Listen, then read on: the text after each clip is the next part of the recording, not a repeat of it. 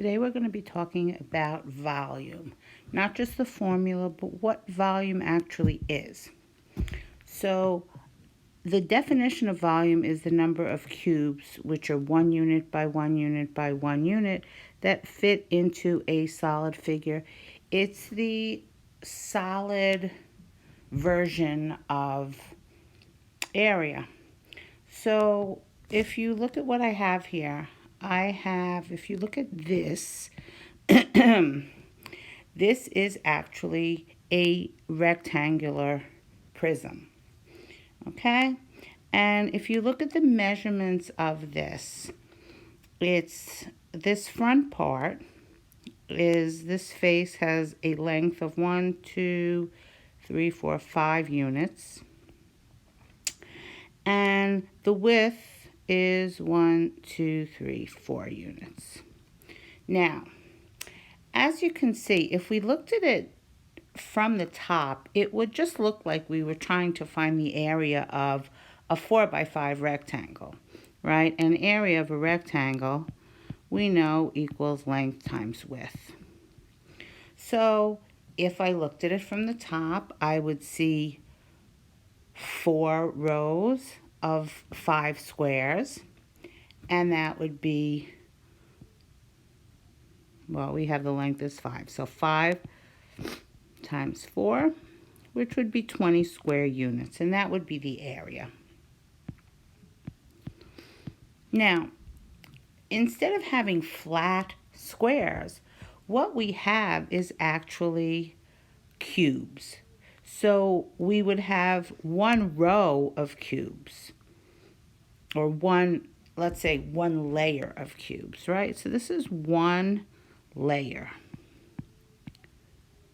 okay? And we're going to call this the height. So this is the length, this is the width, and this is the height,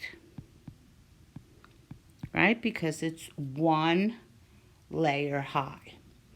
And what volume actually is we're just finding the area, let's say, of the first layer, which in this case would be 20, and then we're multiplying it by the number of layers. So in this case, it's one layer.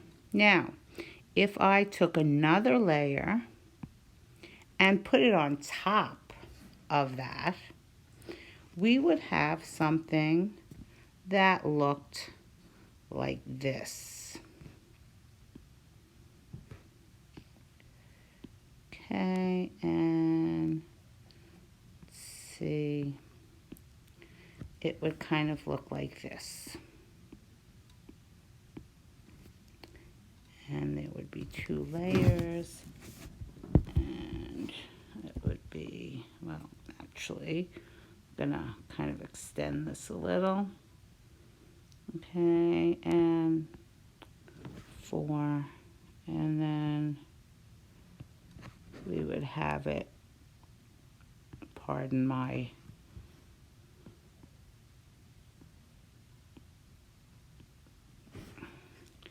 okay, and so if we put these together, one on top of the other, we would have a neater version of this, okay?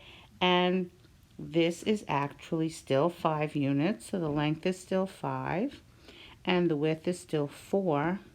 And now you can see that we have 2 layers.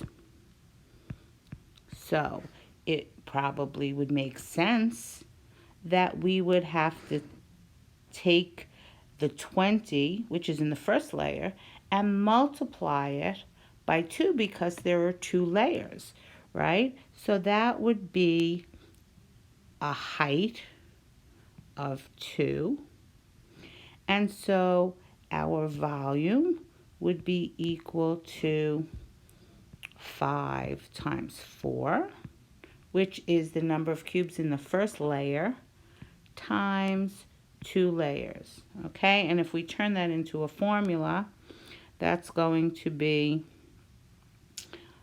equal to the length times the width times the height, or how many layers. So in this case, we would have 5 times 4, which is 20, times 2. So the volume would equal 40 units, and they're cubic units. So we would write it like that, or 40 cubic units. And as you can see, there are actually 40 cubes there. So that's how we get the formula volume equals length times width times height. Now, if we wanted to just take another example, I have a rectangular prism that is 3 feet by 4 feet by 2 feet. Okay, and I could draw you a picture of that, but I'm not going to, because obviously I'm not the best artist in the world. But all I have to do is to find the volume. I use my formula. V equals length times width times height. And the length is going to be 3.